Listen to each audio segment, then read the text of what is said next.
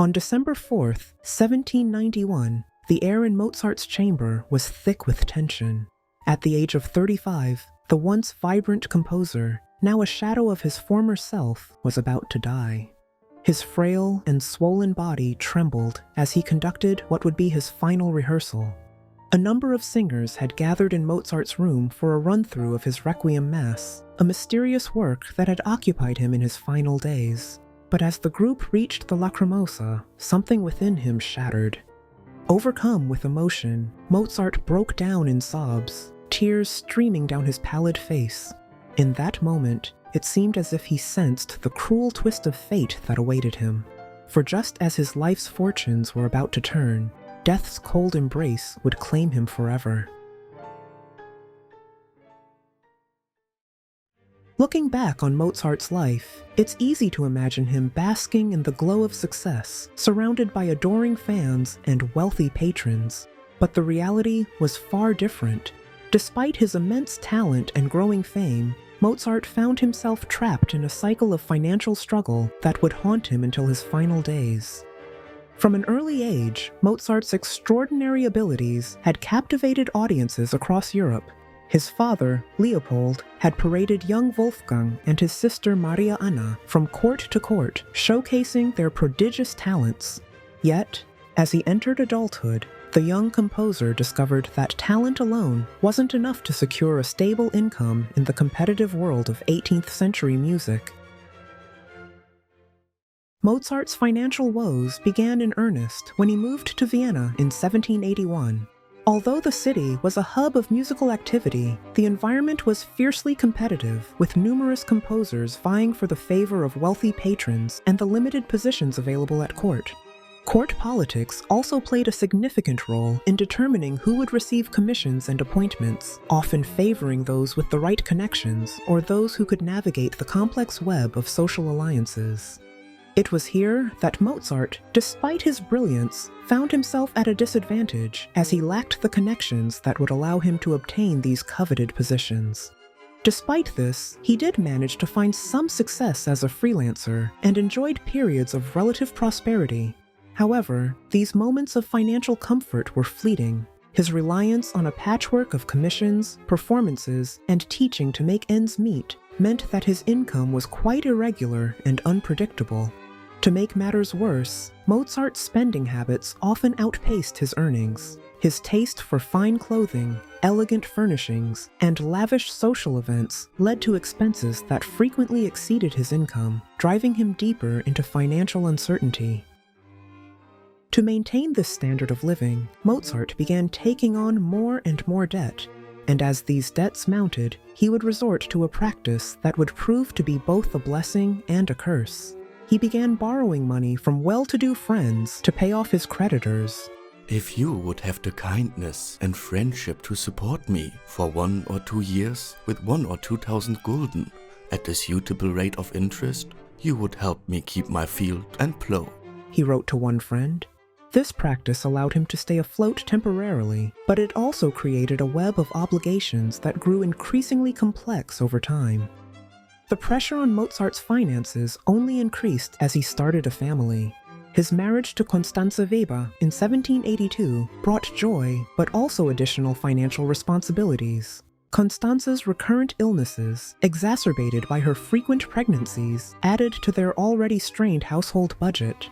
The pressure of providing for his loved ones in the face of mounting debts must have been overwhelming. But the ever-optimistic Mozart wasn't one to give up. His response to these challenges was characteristically passionate and perhaps a bit reckless. In his determination to succeed, he found himself taking on more work than he could reasonably handle. He composed at a feverish pace, often working late into the night. However, this relentless drive, while producing some of his most brilliant works, came at a significant cost to his health. As the calendar turned to 1791, Mozart arrived at a critical juncture. Despite ongoing financial hardships, his creative energies surged. This year would become his most artistically fruitful, but tragically, it would also be his last. The year began with Mozart immersed in what would become one of his most beloved works, the Magic Flute. Collaborating with librettist Emanuel Scicaneda, Mozart poured all of his energy into this fantastical opera. It was a project that excited him deeply, allowing him to blend high art with popular entertainment in a way that would captivate audiences for centuries to come. But fate had more in store for the prolific composer. In June, a mysterious commission arrived, one that would cast a long shadow over Mozart's final months. A stranger appeared at his doorstep with an unusual request: a Requiem Mass to be composed in secret for an anonymous patron. The commission was lucrative, a temptation Mozart could ill afford to refuse given his perpetual financial straits.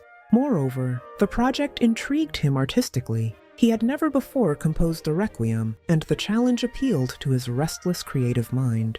As if his plate wasn't already overflowing, July brought yet another sudden commission. The coronation of Leopold II as King of Bohemia required a new opera, and Mozart was tasked with composing La Clemenza di Tito in an impossibly short time frame.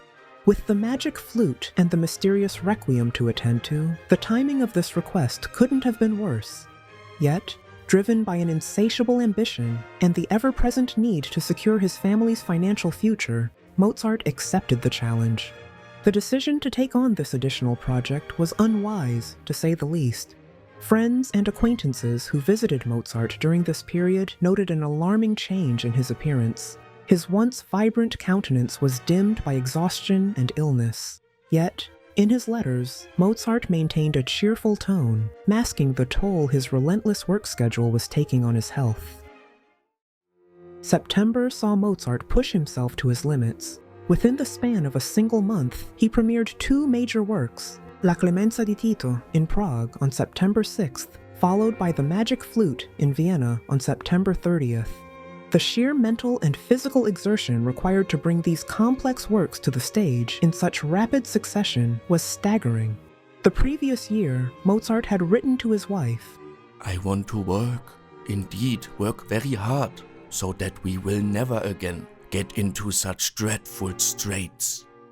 And he meant it with every fiber of his being, but his resolve came at a cost, one that his weary body could no longer bear. As autumn deepened, so too did Mozart's physical decline. His symptoms worsened, manifesting in severe swelling, violent headaches, bouts of vomiting, and sudden blackouts. Despite his failing health, Mozart became increasingly obsessed with the Requiem, pouring all his remaining energy into its completion. Observing her husband's deteriorating condition, Constanza took the Requiem away from him, hoping to give him a chance to recover. During this time, Mozart focused instead on composing a cantata for his Freemason lodge. Though this piece was less demanding, it was a small reprieve amid his relentless work on the Requiem. His recovery was sufficient enough that he was even able to conduct it himself at the inauguration of the lodge's new temple. But as it turned out, this occasion was to be his last public appearance. The Little Masonic Cantata would become the last work he'd fully complete. On November 20th, 1791, a critically ill Mozart took to his bed, where he would spend the last 2 weeks of his short life.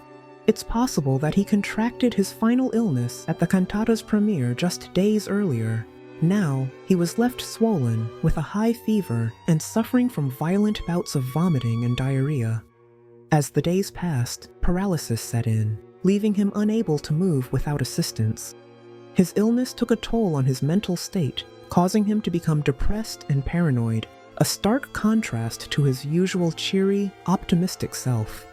Constanza recalled that weeks earlier, he had expressed a chilling belief. "I know I must die," Mozart told her.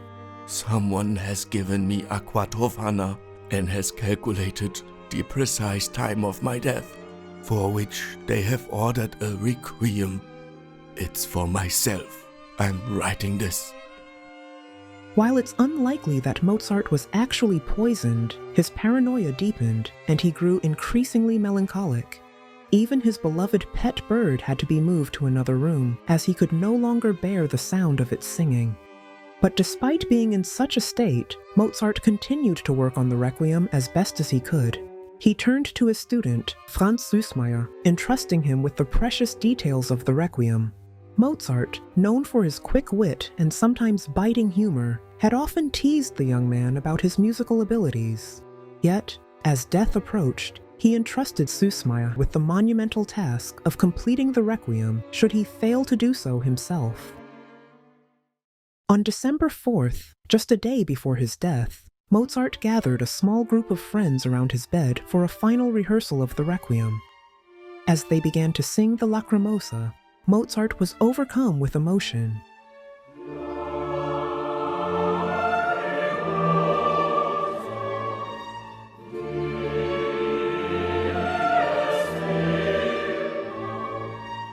Tears streamed down his face as he listened to the heart-wrenching melody he'd created.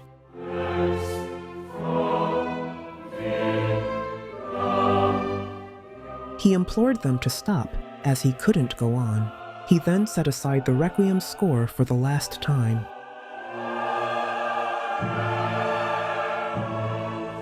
In a cruel twist of fate, just as Mozart's life was slipping away, his financial fortunes began to improve. Offers that had eluded him for so long suddenly materialized. There was talk of a lifelong stipend from Amsterdam, another from Hungary, and even an appointment as Kapellmeister of St. Stephen's Cathedral. These opportunities, which would have provided the financial security he had sought for years, now seemed like cruel jests from an indifferent universe.